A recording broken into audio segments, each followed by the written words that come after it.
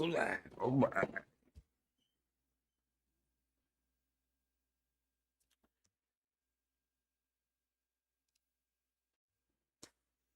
What is going on, everybody?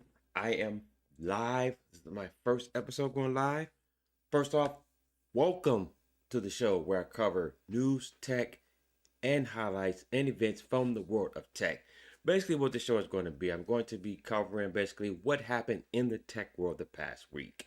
I'll be covering any events that happened, any product launches, obviously the big tech news. The goal of the show is to obviously bring you tech information that you may have missed, or just to dive into a little bit deeper some of that information that we already covered this week. Mostly, I will be covering probably news from some videos that I've done the past week, and I'll sprinkle in some stuff that I didn't get to in video form or on any of my social media platforms. So, if you enjoy this type of content, please let me know how it is. Again, this is the first live stream. It may be some train wreck. Who knows? There may be some gremlins in the system, maybe some hiccups, whatever. But I gotta go live. Just want to do it for you. Just want to see how it goes, and then actually we will work out the bugs as we go along, as we continue this stream here. So again, first episode. Let's get started with this. Let's go over some of the tech news that we will be going over. We're going to talk about the Samsung Galaxy S24 leaks that pretty much have just leaked out everywhere today. So we pretty much know everything about the Samsung Galaxy S24 device that will be unveiled in January. So we'll talk about that. Also, we'll talk about Xfinity. They had a data breach where customers' information was at risk, including like social security numbers. So that is a big deal as well. Also, probably one of the bigger news, one of the two bigger news this week. The RTX 4090 graphics card has been cracking, and the good conversation that is worth having around that is whose fault is it? Is it the user's fault or is it the manufacturer's fault? So we'll dive into that one as well. Also, Apple Watch banned this week from selling in the US. Actually, that ban comes down in a couple days, but Apple has preemptively already stopped selling those. So we'll get into what actually happened with this and what is going on with that. So once again, thank you if you're still here taking the time out to watch this. Oh, one more. We're gonna talk about Tesla.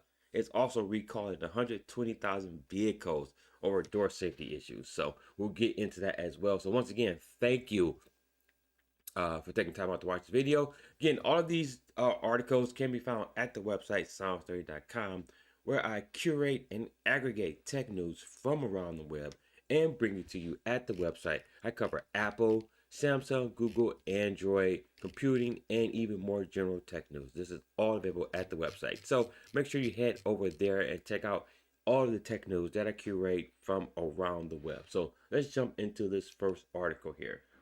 First of all, let me get something to good old tea here. So what am I drinking? I am drinking a matcha tea. It's a green tea, very earthy, hard tea. It's a green tea. Drinking matcha by itself is a little strong. It's a harsh taste, but I do it in a latte. So I add some non-dairy French vanilla coconut creamer to it, and that really sets it off. So matcha green tea just to start my day off is really good. All right, let's jump into some of these articles right here. So the first one here, breaking first official Galaxy S24 renders leak. Before I go there, block here. Sorry, do one more thing real quick. Breaking first official S24 leaks. Let's get that all situated. So this is an article out of Sam Mobile. No matter how hard Samsung may be trying to stop leaks, the company can't seem to be able to prevent that from happening. The upcoming Galaxy S24 is going through the same motions as its predecessors, and its first official renders showcasing the base model have now emerged online through official channels, and this is via Android headlines. So meet the Galaxy S24 as seen through these renders that confirm a few color options including yellow, violet, graphite, and silver. Unsurprisingly, the renders from the S24 look a lot like the S23, except it now boasts a flat frame and other minor tweaks. So yeah, so Android headlines got a hold of the leaked images here, as you can see here. Let me just blow one of these up so you can see that. So yeah, so again, the phone pretty much looks very similar to what the previous models looked like. So that's pretty much the same design that we would expect from Samsung. They have their individual camera ring, as they had in the. I think they started that with the S23 here. The pinhole camera right there in the front. So phone is expected it's expected to look exactly the way we expect it to look. We don't have any renders of the Plus or the Ultra yet, but we do know obviously the Ultra is the Note replacement, so that will come with the Note. And not only that, but we also know pretty much all the details about the phone as well. Let's continue here. The Galaxy S24 appears to have a back glass panel with a slight curve around the edges, rather than being cut at a 90-degree angle. It's reminiscent of the 2.5D glass. I expect the cameras to have metal rings, and individual cutouts, which has been Samsung's signature design since the Galaxy S23. So you see here, this is I believe this will be the graphite, and then that will be the silver. Despite these being minor visual changes, the Galaxy S24 looks somewhat refined and better than the predecessor. The flat frame really makes a difference, and the phone will likely be very different. Will feel very different from the Galaxy S23. So yeah, so we're expecting to see this phone in January 17th at their Unpacked event, which they're hosting in San Jose, California. I think that event will stream at 1 o'clock p.m. I will be streaming that event live to you, so make sure you are locked to this channel and subscribe so you can get that notification. So when I do go live on that. Also, let's get into some of the specs about this. Hold on, let me pull up this article. Got to pull up that one. 1 second. Let me pull that up. Thought I had it already pulled up. There we go. Yeah, so let's talk over some of the specs here.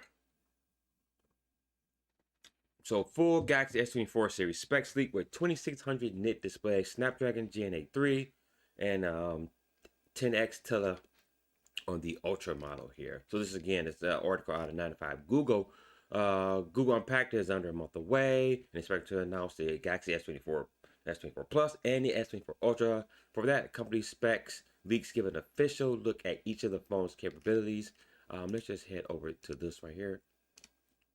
So here right here, in all this glory here, you have all the three models. You can compare that. So the S24, the base model will have a 6.2 inch screen. The 24 Plus would be 6.7 inches, while the Ultra will have the 6.8 display. Be obviously it's the biggest one out there.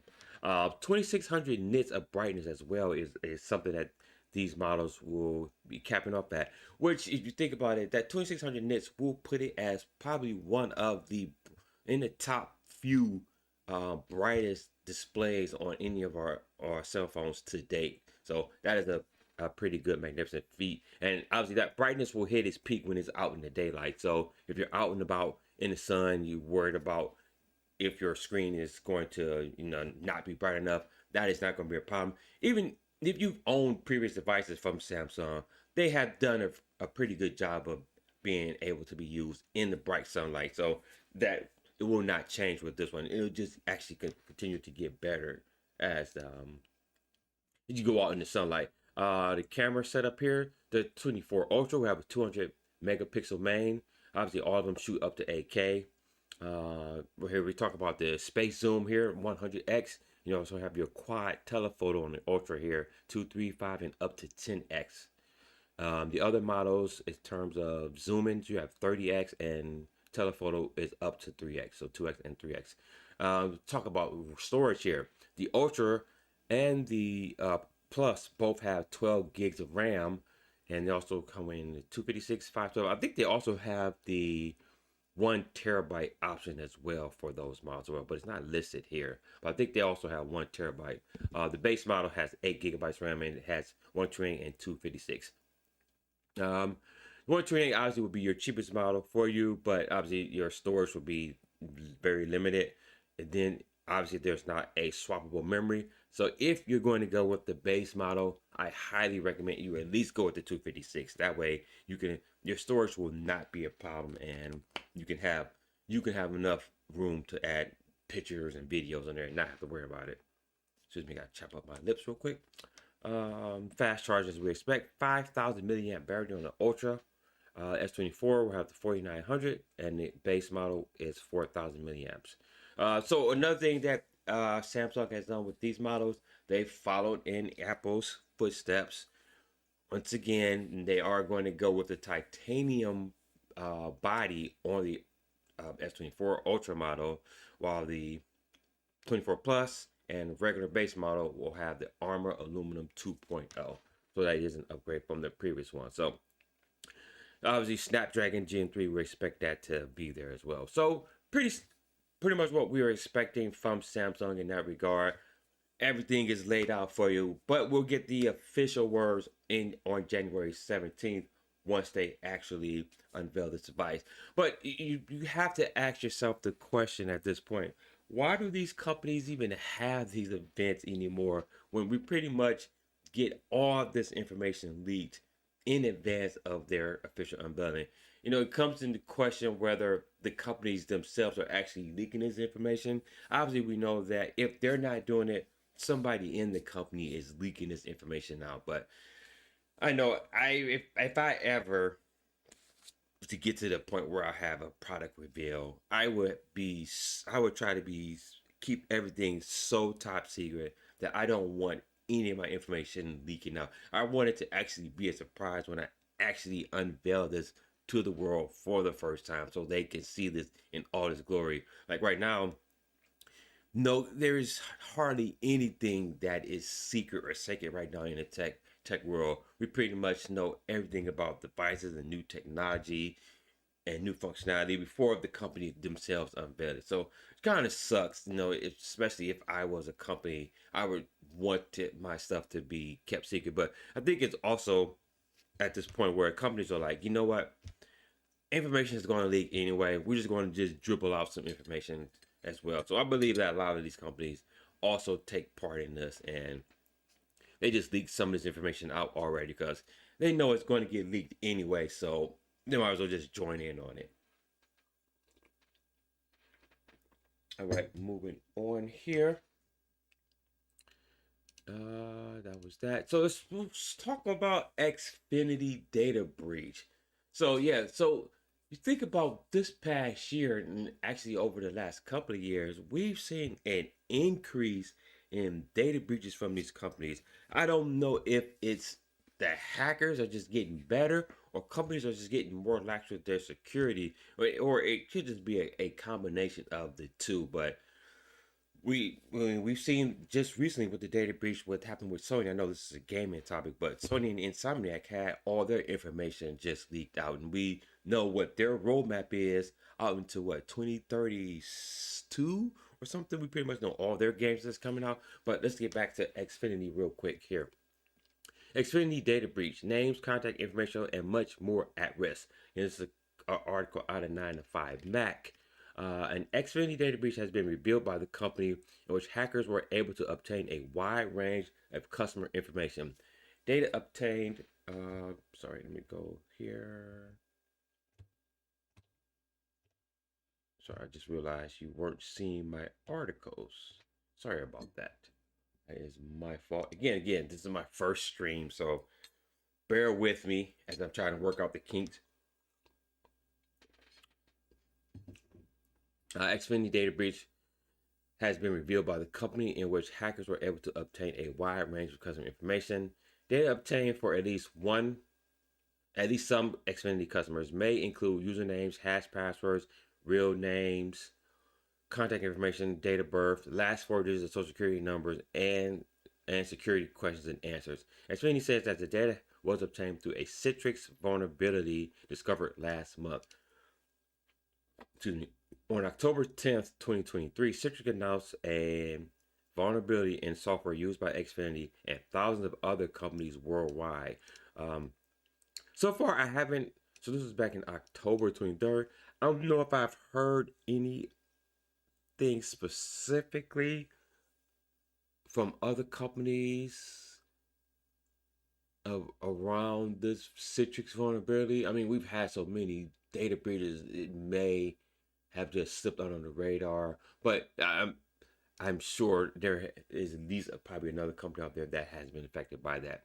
Citrix issued additional mitigation guidance on October 23rd, 2023. Xfinity prompted patched and mitigated the Citrix vulnerability within its systems. However, during a routine cybersecurity exercise on the 25th, Xfinity discovered suspicious activity and subsequently determined that between October 16th and 19th, there was an unauthorized access to its internal systems that was concluded to be a result of this vulnerability. Xfinity notified federal law enforcement and initiated an investigation into the nature and scope of the incident. On November 16th, Xfinity determined that the information was likely acquired. After additional review of the affected systems and data, Xfinity concluded on December 6th that the customer information in scope included usernames and hashed passwords. For some customers, other information may also have been included, such as names, contact information, last four social security number, dates, births, and security questions and answers. However, the data analysis is continuing. So that was a statement from Xfinity about the data breach that just occurred. So I don't think I've been in part of this. I don't use Xfinity, so I know I'm not a part of it. If you were a part of this hack, make sure you check your information. Go check your credit report. Make sure nobody is using your information. You know, if you check your Xfinity account.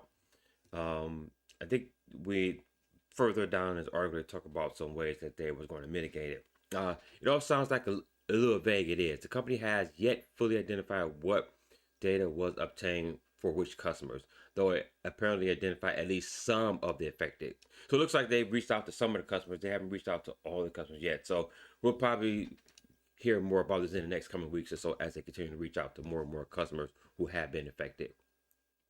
As with any data breach, there are two immediate concerns: password security and phishing attempts. Exactly. Many people ignore cybersecurity rule 1 and use the same password for multiple services. Yeah. I think a lot of people are guilty of this. I'm not going to say if I am in that crowd or not. Again, I'm not going to say if I am or not.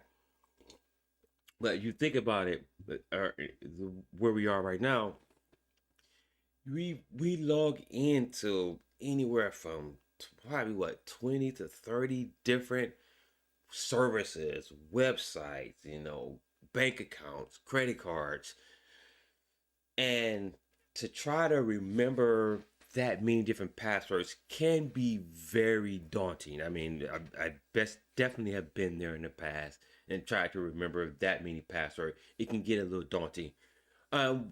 We do have some password, software out there that can save your passwords for different websites and stuff. And yes, definitely utilize those. I've utilized those as well. They do come across, different range of devices. You can use them on a website. There's some that are you can use cross between your website and your mobile device. So definitely do that.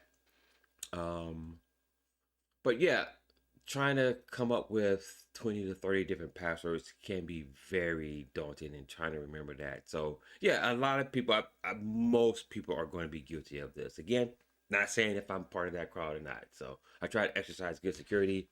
Not saying I'm perfect. Any Xfinity customer who has used the same password for any other website or app should immediately change all of these passwords, taking the opportunity to choose a unique, strong ones. This is because the first thing hackers do when they obtain username and password is try them on a wide range of other services.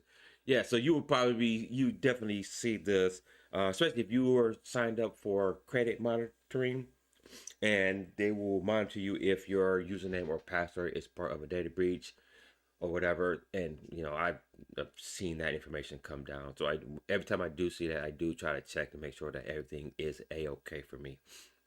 Advise you to go do the same as well. Second, Xfinity customers should be extra vigilant about phishing attempts. Fraudsters may pretend to be from Xfinity or from or other organizations. In short, just because someone seems to have information about you or your account, do not assume they are genuine. You can find more advice about this here. Then I'm not going to finish this. This was talking about setting up two-factor authentication as well. So definitely go check that out. So yeah, so this would suck to be a part of that. Again, we don't know all the information at this point. I'm hoping they become more vigilant and we get more information about this. Again, this goes back to this past couple of years, the data breaches have just increased, phenomenally. I don't know. I don't think it's just the news and that we're paying more attention. I think there is the actual increase in cyber activity where hackers are just finding all these vulnerabilities in these systems and they're getting us. We know hackers want to use this information to do all kinds of nefarious stuff, sell your information on the black web, get credit cards in your name, sign up, get new cars or whatever. So definitely, stay vigilant on your credit and make sure that you are okay. All right, let's move on here. The 4090s, talk about NVIDIA. So that was another big thing that happened this week. The RTX 4090 graphics cards are cracking.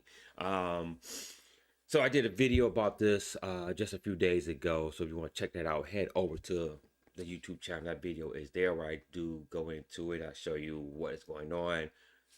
Let's just go over this article real quick. Great, now GPUs are cracking. This is out of Digital Trends. NVIDIA's RTX 4090 is the best graphics card out there. There's no questions about that. But is it the most reliable? That is a very good question because we've seen this one. I don't think this talks about it, but the 4090 NVIDIA has had a rough time the past year or so, especially with the 4090. About a year ago, we started hearing about remember the power connectors for the 4090s were melting, causing some graphics cards to catch on fire because it was just getting overheated. And so NVIDIA had to issue out a patch to scale down some of the voltage on there so the cards wouldn't overheat or whatever or causes melting. There also was I think there was another patch where they try to correct the faulty connectors as well. I think I have another story on that. Yeah, I think that's the next article I want to get into because there's another issue. That actual fix for the power connector issue is actually being recalled as well. But let's continue on this. The grim report comes from YouTuber and repair professional Northridge Fix. This is a repair guru. He has a YouTube channel. Yeah, in my video, I did go through his YouTube video. A customer sent in like 19 boxes of 4090s. I don't know how the customer got a hold of that many broken 4090s. He sent them all in to Northridge, and he was going through each one, opening up each box, trying to determine what the issue was. And as he put them under the microscope, he could see that this is a crack here, this is a crack here, and he deemed all those unrepairable. The grim report comes from YouTube and repair professional Northridge. A customer sent in 19 RTX 4090 graphics card in need of repair, and after inspecting each one, Northridge Fix deemed most of them impractical to repair, all due to their cracked PCBs. You can see here in this picture here, you see that line right there. This is just a crack. So we're going to get into why that is happening, which, gosh, spending these graphics cards can run anywhere from $1,500 up to over $2,000. I've seen going up to $3,000 for the 4090s, and to have this happen on one of your graphics cards to be out that kind of money would suck. You'd think that a small crack can be easy to repair, but it's not as simple as gluing it all back together. A GPU as powerful as the massive RTX 4090 is a lot more complex than it might appear to be on the surface. Its PCB is usually made up of 12 to 15 layers, each with countless electrical traces. Even if its surface level damage doesn't seem to be bad, those traces still need to be connected. Once again, as the Northridge Fix explains, there is no guarantee that it will be worth the time or the money. Yeah, so that little connector that connects it to the board, the actual card itself has about 12 to 15 layers that make up that. And each layer has, components in there that if they were cracked will have to be repaired and rewired to make sure that connection works. Again, even if that is the case, it may not work. So again, and this repair person, Northridge Fix, said that these cards it's just not worth it at that point. So what actually caused this problem here? So again, in my YouTube video, I did go over that. So the problem is when you seat the 4090, it has just this one connector here, and you seat that into the motherboard. And generally, most of your motherboards or your cases that you get with your PC, your motherboard sits on a side like this, and then you slide the card in like this. So the card is slotted in, and you have the one connector in there with the card. And over time, the weight of the GPU starts to sag and pull down the graphics card like that. And over time, that is what's making the crack happen in the GPU. So one of the solutions that some of the manufacturers include in the box is a actual kickstand that you're supposed to prop up your graphics card with. So you put the card in there and you put the kickstand in there to prop it up so it will not have all that weight sagging down on there. And these cards right here, they take up 4 PCI slots. So all those slots are just unusable anyway. These cards are what, almost 5 pounds. So just imagine that 5 pounds being connected to this one little connection right here, and that is just causing a massive load because the card is just consistently just sagging down on there, and that is what's causing these cards to break. So the big thing is, who is at fault with this?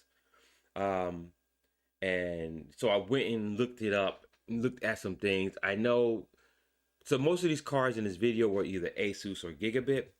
And I know that the Asus ROG, one of their brands, the 4090s, includes the kickstand. A lot of them do include a kickstand in the box. So if the box if the box includes the kickstand and it includes instructions on how you're supposed to use this, and according to manufacturer standards, this is how they say you should use it, the fault will have to lie with the user in this particular state. Because if you're not using the card according to manufacturer standards, you are the one at fault. And again, this would suck ass. I know it sucks ass, but you're not using it properly, so you can't go out there and blame somebody else because you decide to misuse something. Is there something the manufacturer can do about this? No, one of the solutions that I recommend and think that they should do before we get to the manufacturer, one thing you want it as an end user, obviously use it the proper way, prop it up with a kickstand, or consider getting a motherboard that's where the card either sits down flat horizontally this way, that way the weight is just going straight down, or your card is seated like this, more vertically like this, and the weight is just going straight down. It's not sagging the whole card. The weight is just going straight down into the bottom of the board. One solution is the manufacturers, Asus, Gigabit, whoever, Zotac, whatever. Since this card is already taking up 4 slots in your motherboard, why not just make 4 connectors coming out of the graphics card and have them seat in those slots as well? Now, depending on your motherboard, your slots could all run at the same speed and be the same specs. So if that's the case, you could just slot them all in your four different slots, and that way you can distribute the weight evenly over 4 slots. That way your 5 pounds is going to be distributed over all 4 slots, so that way you're having about 1+ pounds on each one, which would be better than having 5 pounds all going to just one particular connector. And that would eliminate this problem right there. But if your slots are not all the same speed, even if you have 2, that will still eliminate and redistribute the weight more evenly than it would be over 1. So, but yeah, so again, who's at fault? I mean, if the end user, if the instructions are in the box, it comes with the kickstand, and they don't use it properly, that is their problem. that is their fault. But if the manufacturer is not including the kickstand, then that is their fault. So if you're somebody who has run across this problem and your box did not include the kickstand, then I would definitely reach out to the manufacturer to see what they can do about that. But if you have the kickstand in yours and you didn't use it properly, I'm sorry to say, but there's not much you can do about that because you did not use it according to manufacturer standards, and that would suck ass. But let's talk about another issue that was happening with the 4090. So one solution to NVIDIA's RTX cable melting woes has just been recalled due to the danger of it itself melting. This is on Tech Radar. If you thought the RTX 4090 cable melting nightmare was over, well, we've had another twist to this particular tale. Although the latest misstep isn't anything to do with Team Green itself, if you recall, when we first heard about the problem with some melting cable adapters, Cable Mod was one of the third parties to step forward with a 90-degree angled 16-pin connector. In other words, a solution that fits at the right angle to avoid the problems caused by the NVIDIA's cable. What we just heard is that Cable Mod has now issued a recall for some of the 12 VH power angle adapters. Both the original version and the second incarnation 1.1 as video cards reports. It is important to clarify the problem doesn't affect the company's angled cables, but rather the angled standalone adapters for the GPU. So yeah, so again, the 4090 card just keeps getting hit with this. Does this reflect badly on NVIDIA itself? Yes, it does. I think NVIDIA needs to do a better job of engineering these cards. I mean, we know that they work very well, but they need to step it up and do a better job of engineering these cards so they're better for the consumer. Because these cards are not cheap. They cost a lot of money. And for somebody to have to spend that kind of money and have these issues, this is not a good thing. And I would be particularly very upset if you spend, again, anywhere from $1,500 to $2,000 and have this issue pop up. I would be throwing stuff around my house. You know, when I get mad, stuff gets to flying, or I get a pillow and just start yelling in it. But yeah, I would be very, very, very upset about this. But I expect NVIDIA to step it up. But NVIDIA has bigger things that they're worried about. You know, as their AI chips are just flying off the shelves right now. Those things sell for $100,000 a piece. So that is where they're making most of their money at anyway, is in the AI sector. So how much of their focus and effort is going to be contributed to engineering some of these consumer products? I mean, I don't know. We'll have to see. Okay, let's go over to Apple. All right. So, Apple. So, this is an issue that Apple is having with their Apple Watches. So, let's take a look here. Apple banned from selling Apple Watch Series 9 and Ultra 2 in the US starting this week. Yes, the Apple Watch is banned from selling in the US. Now that is just think about that for a second. A major company like Apple, the largest or the most valued company in the world at over $3 trillion, is banned from selling one of its most popular products from the market. Let's let that sink in for a bit.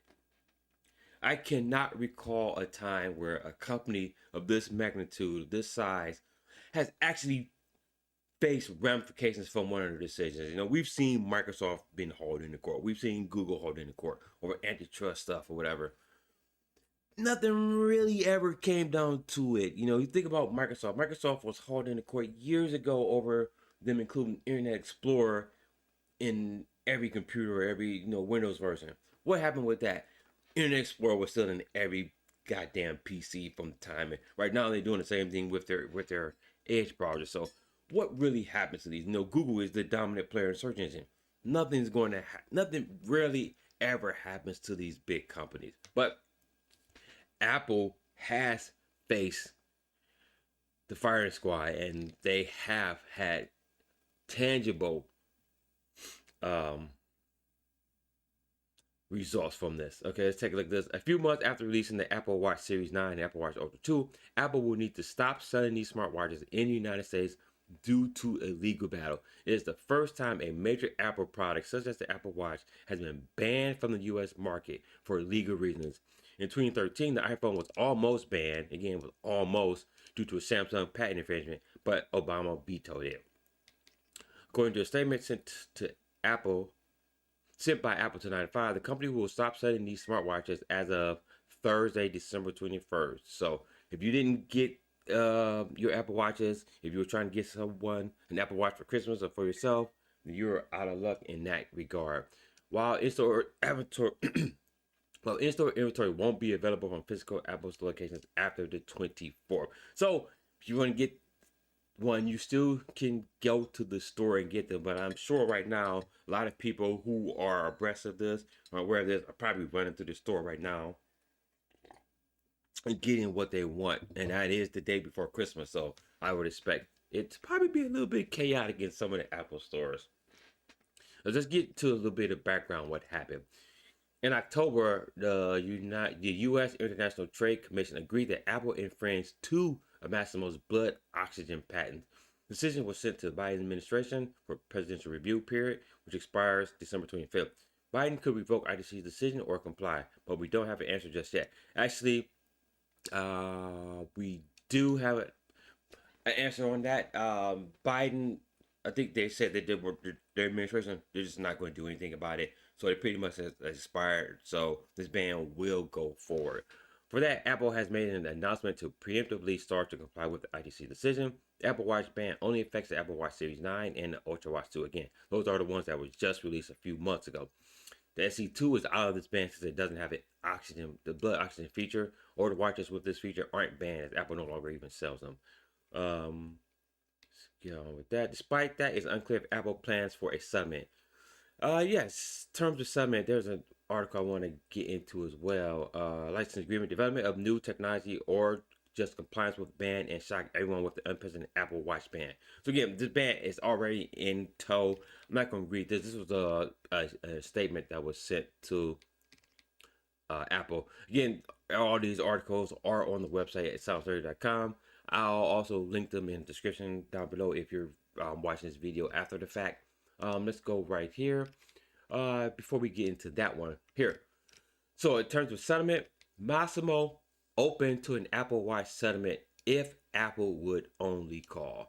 So it looks like Massimo said, look, Apple, if you want to come to the table, sit down with us, hash it out, think about it, pay us a little bit of money, we could talk about it. But it looks like Apple is going to, stand stubborn, and they don't want to pay them whatever the settlement would be to resolve the situation, which is kind of puzzling to me. But let's go into this article. Massimo CEO Joe Kiani claims that medical device company is open to a settlement discussion over the upcoming U.S. Apple Watch sales ban, but Apple allegedly hasn't made any moves to do so. In face of a sales ban in the United States from an ITC patent infringement dispute that is due to start on Christmas Day, Apple has already taken steps to prepare for it. However, legal opponent Massimo may have hinted at a way out. In an interview with Bloomberg, Massimo CEO Joe Kiani said that the short answer is yes. When asked if a settlement was a possibility between the two companies, he added that Massimo would certainly work with them to improve their product as well. However, while Kiani didn't reveal a potential amount that would settle proceedings, he also claims Apple hasn't taken steps to even discuss a settlement.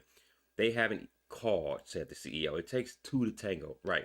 A settlement will potentially draw to an end an ongoing legal battle between the two companies, as well as halt the inbound sales ban of newer Apple Watch models that infringes Massimo's patent. At the time, it seems that that's going down the road that it's not a possibility for Apple. So this is actually pretty puzzling to me, as I don't understand why Apple would not reach out to Massimo in regards of a settlement. I guess they're probably doing some analysis or doing some financial looking at the numbers and trying to figure out what number actually makes sense. How much would they have to pay Massimo to get the ban lifted? Would that be greater than what they anticipate the loss of sales would be from the Apple Watch 9? I don't know what those numbers would be. I think I have another article that they guess what it would be. But you would think that a company of this size would at least, look into this, probably reach out to Massimo to try to figure out what can we do so we can continue our sales of the device. But it doesn't look like Apple is willing to go down that route, at least not as of now. But again, just 2 more days before the official ban is in tow. But that's interesting. But let's look at how this will impact Apple. Apple Watch ban could be a $400 million mistake. Massimo patent dispute could cost the company big in holiday sales. Excuse me. So there's been also a couple of other reports that I've seen out there. Some people are saying that this won't have that big of an impact on Apple overall, and some are saying that this will have a big impact on Apple. So I think we're trying to figure out which end of the spectrum is this going to fall under. This is out of imore.com. A new estimate has revealed that Apple's decision to suspend the Apple Watch Series 9 and the Ultra 2 sales are part of the patent dispute with health company Massimo could cost the company up to $400 million in sales. That report follows news this week that Apple will suspend online sales, pulling from the store shelves on December 24th. Again, that would be the 24th. The company is awaiting the deadline of a presidential review into an ITC ruling that the company bans the imports of both devices into the country after Apple has ruled to have infringed on patents held by Massimo in relation to Apple Watch's blood oxygen technology. Apple is preemptively pulling sales of its best Apple Watch models in anticipation that Biden will not veto the ban, although there's still time for a White House intervention. I think they're not going to do that at this point. So, an expensive mistake. Clearly, Apple has messed up in its application of the blood oxygen feature in the Apple Watch. And while it says it strongly disagrees with the order and plans to fight it legally, the impending sales suspension looks to cost Apple big. Business Insider reports that Wedbush Securities analyst Dan Ives estimates the move will likely cost Apple $300 to $400 million in holiday season sales and could have not come at a worst possible time. Excuse me. Yeah, so that is one of the first reports I've seen of actual concrete of how much it would actually cost Apple. So you gotta figure if they're thinking it's going to run them $300 to $400 million, how much would it take to make Massimo go away? Less than that, or Massimo wants more of that? But they haven't even talked, so we don't know what Massimo would want at this point. But if this report is out there, if I'm Massimo, I would be thinking, come in on the lower end, maybe give us $250 million, settle this case, and move forward. We get a big chunk of money. You get to recoup some of your holiday sales, or they could have. But I think Apple is pretty much at this point is just going to just wash it. They're going to just, obviously at this point they don't care. Apple is reportedly exploring technical fixes. Yeah, so Apple is thinking about putting on a patch for this, but obviously the patch will not come in time for the holiday season. The patch could be as simple as just disabling the blood oxygen feature from actually working on the device itself. But how fast will that be able to come to market? Based on my background, I've been a programmer in the past. I understand how this stuff works. They still have to go through rigorous testing, go through QA to make sure that this patch or this fix didn't break anything else on the watch itself. But again, it's not something that they can roll out very quickly. I have no idea. Maybe first quarter of next year they can put something out. But you have to think, when did Apple first become aware of this? I know they just did not find out about this, this past week. The way this process works, Massimo would have sent like a cease and desist letter to Apple months ago. So Apple would have had the warning then. Yeah, they still could have, tried to fight it on the legal front, but at the same time, knowing what Apple did, knowing, and I know they know that they infringed on this patent, they know that they were wrong in this regard. You would think that they would have started to already work on a software solution for this, or a patch, or a fix for that. So if this decision did not go their way, they could just have the patch ready to go day one and just turn it on right there and send it out and have their devices updated. And they wouldn't have to go through this ban right here if they could just disable the blood oxygen feature. But I don't know what Apple was thinking and why they did not have this patch ready to go. Again, this is just me speculating. They probably thought that they were going to get away with it. They probably thought that them being Apple, they could do no wrong and they could just have their lawyers, swallow this up. They could probably have the Biden administration on their side. But that's not the case right now. Apple, their weight, their muscles, their flexing did not help them in this cause right now, and it's going to cost them anywhere, depending on this analyst here, $300 to $400 million in product sales. Now, in the big scheme of things, again, Apple is a $3 trillion company. This is, pocket change to them, but for consumers, how would that affect them? Again, some people couldn't get their Apple Watches in the last minute. We know there are a lot of people out there that do the last minute shopping, so they won't have the opportunity to grab an Apple Watch Series 9 at this point. But overall, again, $340 million for Apple. Again, this is a drop in the bucket for them, so it really wouldn't affect them that much from a financial standpoint. We have to see how it would affect their reputation going down the pipe. I don't think it will do anything to hurt them in the long run. I think people who are, what I call Apple heads, people who love Apple products or in the Apple ecosystem, they'll continue to buy their products, and they probably won't even hear about this anyway. So, but again, it just puzzles me that a company of this size would not have had the vision or the foresight to know that we screwed up. We know we did wrong. We stole their patent from them. Let's figure out a way to mitigate the situation. So if it doesn't work in our favor, we can have this ready to go. So it's kind of puzzling that they did not have that or the foresight. It made me think what Tim Cook was thinking or not thinking about in this situation. So I don't know. Tim Cook, you should have done better than that. I expect better from a $3 trillion company to not be ready to have this situation mitigated on day one. All right, and our last bit of news here: Tesla is recalling 120,000 vehicles in the U.S. over door safety issue.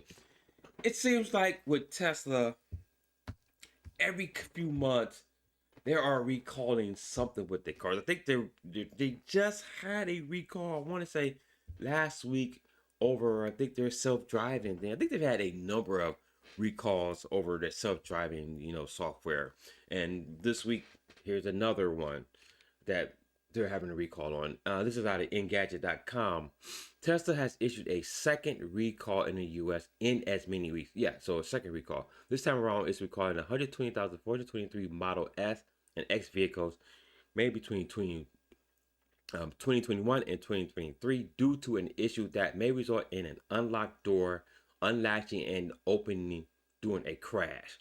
According to the National Highway Traffic Safety Administration, that this increases the risk of injury and means that electric vehicles fail to comply with a federal safety regulation that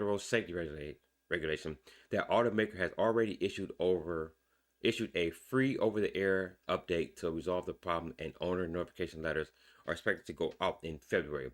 Earlier this month, Tesla recalled more than 2 million EVs over autopilot safety concerns. Yeah, that's what I was just talking about. The company issued a free OTA update with this feature that aims to make sure drivers are paying attention while using the system. Yeah, so again, it seems like every couple of months or every couple of weeks, Tesla is issuing a recall of some nature.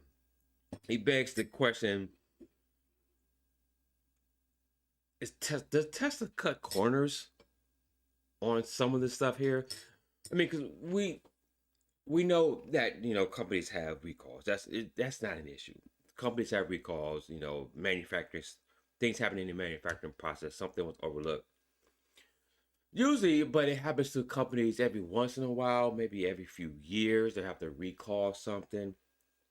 But in Tesla's case, they they recall a lot of stuff in the course of a year. At least over the past couple of years. Like I said, it seems like every couple of months I'm reading an article about Tesla having to do a recall, and I don't know if this reflects poorly on Elon Musk. This reflects poorly on Tesla. The company reflects poorly on the QA process.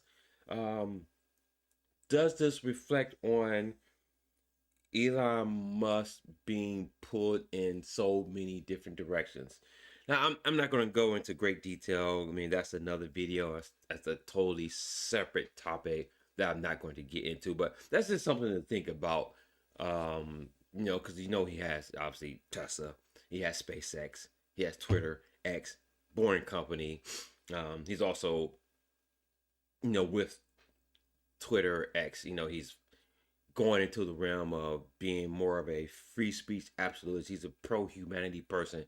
So he's pulled in a lot of different directions. And I just wonder if that is something that is distracting him from maybe some of these processes. But again, that's another video for another discussion. But back to this Tesla recall.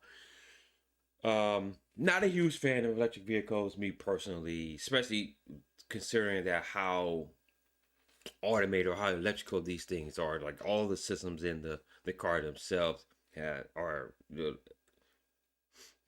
electrical and automated, and those things that make the car itself better and easier are also the things in the processes that can go wrong and then cascade into a bunch of other issues here.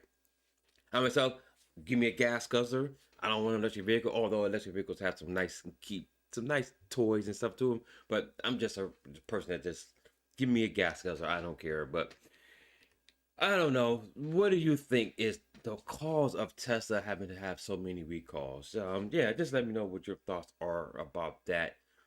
But yeah, so that is everything I wanted to cover today in this first episode of my live stream. Again, probably not the perfect, not the best, but I will get better and continue to evolve this. Let me know what your thoughts are. What can I do to improve the show? Again, I want to make this for you just to try to bring you some tech news from the past week, things that you missed, may or may not have missed the past week.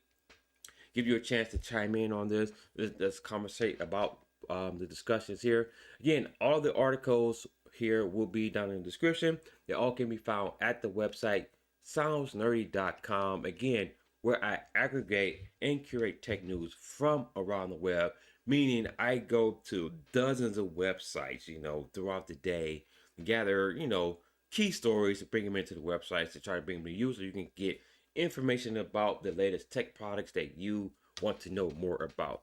So I cover Apple, Samsung, Google, Android, computing, and just general tech news, whether it be about electric vehicles, TVs, other smartphone brands not being Samsung or Apple or Google, everybody else out there, OnePlus, Huawei, Honor, cover all that at the website soundsnerdy.com. So make sure you head to the website to get the tech news that you're looking for. Also, if you haven't by now, head over to the YouTube channel, hit that subscribe button, hit a like button as well. Make sure you check out the other videos on the channel. Also, down in the description here, all my links to all my different social accounts are there.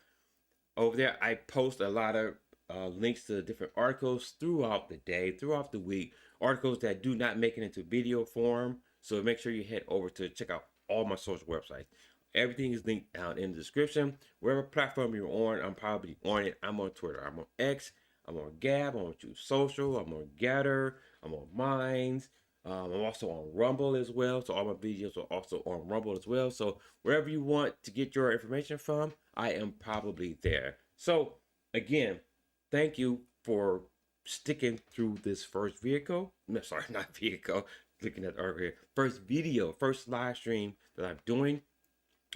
We'll see how this show will evolve. I'm not sure what my cadence will be about on this. I will figure that out over the next coming weeks.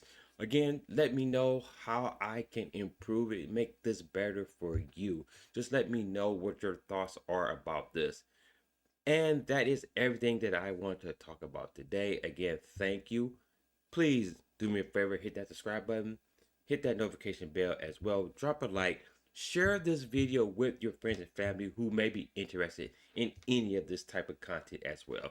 So that is everything for me today. Again, I will see you in the next video, guys. Stay nerdy.